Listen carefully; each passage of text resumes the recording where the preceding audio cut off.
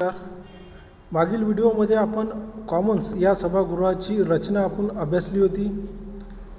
Common सभागृहाची रचना बघितल्यानंतर आपल्याला कॉमन सभागृहाचे अधिकार व कार्य या व्हिडिओमध्ये अभ्यासाचे आहे. प्रामुख्याने आपल्याला कॉमन सभागृहाचे अधिकार आणि कार्य अभ्यासत असताना विधिविषयक अधिकार व कार्य, अर्थविषयक अधिकार व कार्य आणि शासनविषयक अधिकार व कार्य या 3 गोष्टी आपल्याला या ठिकाणी बघायच्या आहे. याआधी आपण लॉर्ड सभागृह जे ब्रिटिश पार्लमेंटचे वरिष्ठ सभागृह आहे, या सभागृहाचे आपण अधिकार बघितले आणि आपले लक्षात येते की लॉर्ड सभागृहाला पार्लमेंटचे सभागृह या नात्याने अतिशय कमी अधिकार मिळालेले. त्या तुलनेत कॉमन सभागृह हे ब्रिटिश पार्लमेंटचे प्रथम व कनिष्ठ सभागृह असून या सभागृहाला अतिशय व्यापक अधिकार मिळालेले आपल्याला दिसून येते. तर विधिविषयक अधिकाराबाबत असं म्हणता येईल की कॉमन सभागृह हे जगातील सगळ्यात शक्तिशाली सभागृह आहे. कारण कोणत्याही साध्या विधेयकाच्या सामान्य विधेयकाचा प्रारंभ हा प्रथमतः कॉमन सभागृहातच होतो. कॉमन सभागृहातील कोणताही मंत्री विधेयक हे कॉमन सभागृहात मांडू शकतो. कॉमन सभागृहात त्या विधेयकावर चर्चा होते. चर्चा केल्यानंतर त्यात काही दुरुस्त्या असेल तर त्या दुरुस्त्या सुचवल्या जाते आणि त्यानंतर विधेयकाला मंजुरी दिली जाते. कॉमन सभागृहाने या विधेयकाला मंजुरी दिल्यानंतर ते विधेयक मंजुरीसाठी लॉर्ड सभागृहात जाते. लॉर्ड सभागृह त्या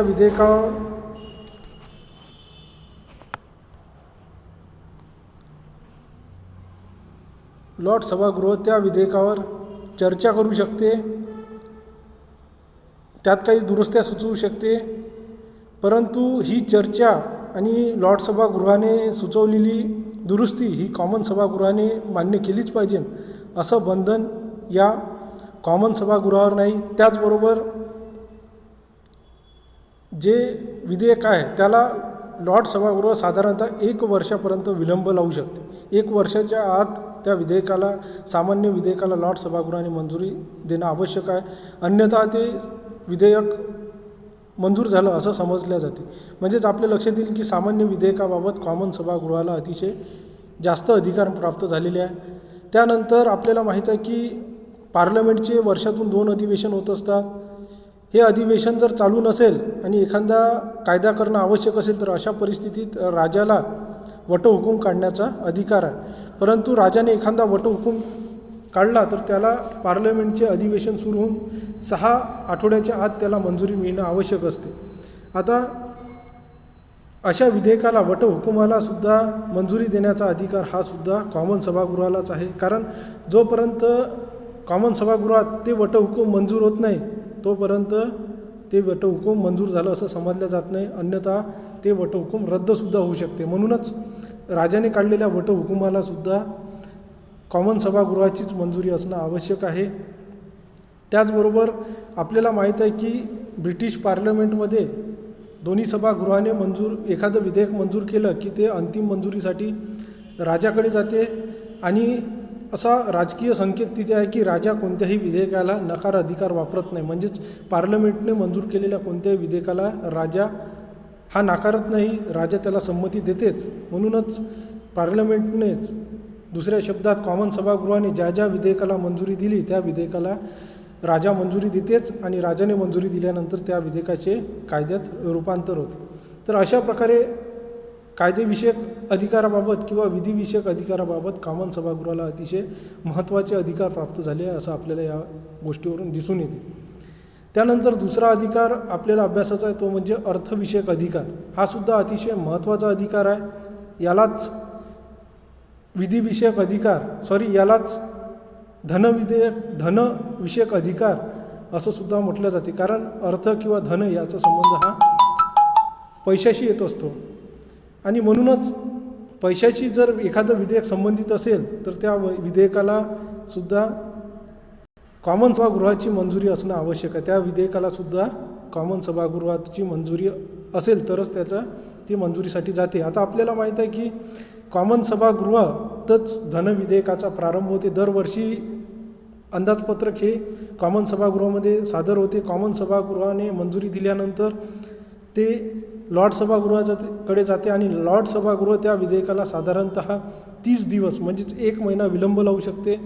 1 महिन्याच्या वर जर झाले तर ते विधेयक मंजूर केलं असं समजलं जाते. लॉर्ड सभागृहाने ते मंजूर केलं असं समजलं जाते.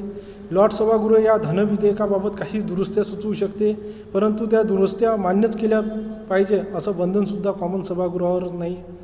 तर अशा प्रकारे देशाची तिजोरीची जी चाबी आहे किंवा देशातला जो पैसा आहे तो पैसासुद्धा वसूल करण्याचा अधिकार किंवा तो कशाप्रकारे वसूल करायचा, कशाप्रकारे खर्च करायचा हा सुद्धा अधिकार कॉमन सभागृहाला दिलेला आहे असं सुद्धा आपल्याला म्हणता येईल. म्हणजे देशाच्या तिजोरीची एक चाबी हे कॉमन सभागृहाच्या हातात आहे असं सुद्धा म्हणू शकते. एक चाबी ही राजाच्या हातात असते तर दुसरी चाबी ही कॉमन सभागृहाच्या हातात आहे असं म्हणू शकते. लॉर्ड सभागृह फक्त या धनविधेयकाला जास्तीत जास्त 30 दिवस म्हणजे 1 महिन्याचं विलंब लावू शकते. त्या पलीकडे फारसे अधिकार लॉर्ड सभागृहाला दिलेले आहे असं आपल्याला म्हणता येणार नाही. त्याचबरोबर नंतरचा जो तिसरा अधिकार आहे हा सुद्धा अतिशय महत्त्वाचा अधिकार आहे. त्यालाच शासनविषयक अधिकारसुद्धा म्हटलं जाते, प्रशासनविषयक अधिकारसुद्धा म्हटलं जाते. शासनाच्या कारभारावर, मंत्रिमंडळाच्या कारभारावर नियंत्रण ठेवण्याचं काम या शासनविषयक अधिकाराला असते. ब्रिटनचं मंत्रिमंडळ हे आपल्याला माहीत आहे की 5 वर्षासाठी निवडलं जाते आणि 5 वर्ष ब्रिटनच्या मंत्रिमंडळाला कामकाज करत असताना ते कामकाज व्यवस्थितरित्या करत आहे किंवा नाही हे बघण्याची जबाबदारीसुद्धा कॉमन सभागृहाची आहे. कॉमन सभागृह ब्रिटनच्या मंत्रिमंडळावर अविश्वासाचा ठरावसुद्धा आणू शकते. 5 वर्षाचा कार्यकाल संपण्याच्या पूर्वीच जर कॉमन सभागृहाला असं वाटलं तर कॉमन सभागृहामध्ये अविश्वासाचा ठराव मांडला जातो. अविश्वासाचा ठराव जर बहुमताने मंजूर झाला तर मंत्रिमंडळालासुद्धा राजीनामा द्यावा लागतो. प्रधानमंत्र्यासहित पुऱ्या मंत्रिमंडळालासुद्धा राजीनामा द्यावा लागतो. म्हणूनच आपल्याला माहीत आहे की साधारणतः प्रधानमंत्री आणि त्याचं मंत्रिमंडळ हे ब्रिटिश पार्लमेंटच्या कनिष्ठ सभागृहाला जिम्मेदार आहे, जबाबदार आहे असं आपल्याला म्हणता येईल. म्हणूनच अधिवेशन काळात आपल्याला माहीत आहे की पार्लमेंटमध्ये मंत्र्यांना त्यांच्या कारभाराविषयक प्रश्न विचारणे, सभागृहात स्थगन प्रस्ताव मांडणे, विविध विषयांवर चर्चा उपस्थित करणे, प्रस्थापित सरकारच्या धोरणांवर टीका करणे, कपात प्रस्ताव मांडणे, समित्यांची स्थापना करणे, त्यावर चर्चा करणे इत्यादी मार्गांचा अवलंब करून सुद्धा कॉमन सभागृह हे मंत्र्यांना जाब विचारू शकतात आणि त्यांच्यावर नियंत्रण ठेवू शकतात. तर वरील अधिकारावरून आपल्या असं लक्षात येईल की कॉमन सभागृहाला घटनेने अतिशय व्यापक स्वरूपाचे अधिकार दिलेले आहे. 1911चा पार्लमेंट ॲक्ट असो किंवा 1949चा पार्लमेंट ॲक्ट असो, या दोन्ही पार्लमेंट ॲक्टनुसार कॉमन सभागृह या सभागृहाचे अधिकार हे अतिशय व्यापक स्वरूपाचे करण्यात आलेले आहे. त्या तुलनेत लॉर्ड सभागृह हे कमी शक्तिशाली आहे हे आपल्याला दिसून येते. तर या व्हिडिओमध्ये आपण कॉमन सभागृहाचे अधिकार बघितले. पुढच्या व्हिडिओमध्ये आपल्याला कॉमन सभागृहाचा सभापती किंवा स्पीकर यांचे कार्य आपल्याला अभ्यासाचे आहे. धन्यवाद.